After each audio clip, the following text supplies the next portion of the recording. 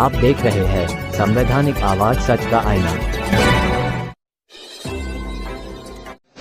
उत्तर प्रदेश की सरकार, जहां पर डबल इंजन सरकार बोलती है, आज महंगाई चरम सीमा पर है, बेरोजगारी चरम सीमा पर है और अन्याय भी हम लोगों ने देखा है वो चरम सीमा पर है।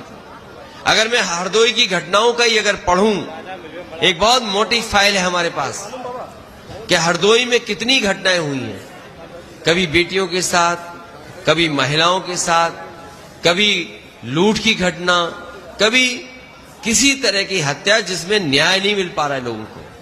और अभी हाल में आपने देवरिया जैसी घटना देखी, जहां पर सरकार की नाकामी की वजह से इतनी बड़ी घटना हो गई।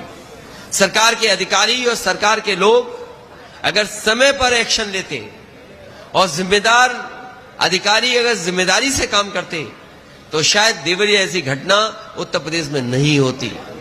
केवल देवरिया ही नहीं, हम लगातार देख रहे हैं कि पूरे उत्तर प्रदेश में भारतीय जनता पार्टी के कार्यकर्ताओं को खुली छूट दी हुई है। आज जो वीडियो वायरल हो रहा है सुबह सीतापुर का, वहां पर बीजेपी का नेता, बीजेपी की सरकार के जिम्मेदार पद पे होने के बाद उनके परिवार के लोग किस तरीके से किसी को पीट रहे हैं सड़क पर। क्या ये भारतीय जनता पार्टी की नई जीरो टॉलरेंस पॉलिसी है? क्या बीजेपी के कार्यकर्ताओं को पूरी आजादी है कि किसी के साथ अन्याय कर सकते हैं? कानपुर में मैं उस परिवार से मिला जिस परिवार के सदस्य को बीजेपी के कार्यकर्ता और नेता ने इतना मारा कि शायद उसकी आंख की रोशनी आएगी वापस के नहीं आएगी इतने इलाज के बाद। वो बीजेपी का कार्यकर्ता था, उसने हत्या कर दी होती और इतना मारा कि उसकी आंख की रोशनी चली गई है।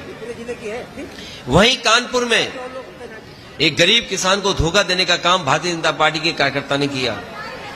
उससे जमीन लिखा ली, बाजार भाव तो 20 करोड़ से ज्यादा है, लेकिन 6 करोड़ का उसको चेक दिया। किसान को लगा कि 6 करोड़ हमारे लिए बहुत है और उसके बाद जमीन लिखा ली गई, रजिस्ट्री हो गई। बाद में उस बीजेपी के नेता कार्यकर्ता ने उस किसान से कहा कि चेक में कुछ गलती हो गई है, चेक मुझे वापस कर दो। वो किसान समझ नहीं पाया बात को, उसने चेक वापस कर दिया। बीजेपी के नेता ने चेक फाड़ दिया। सोचिए, वो अपने पैसे मांगने गया, बीजेपी के नेताओं ने भगा दिया, मजबूरी में उसने आत्महत्या कर ली। तो इस तरह एक आध घटना नहीं हो रही है, पूरे उत्तर प्रदेश में लगातार बीजेपी के लोगों को खुली छूट है जिसमें वो किसी के साथ अन्याय कर सकते हैं। और भ्रष्टाचार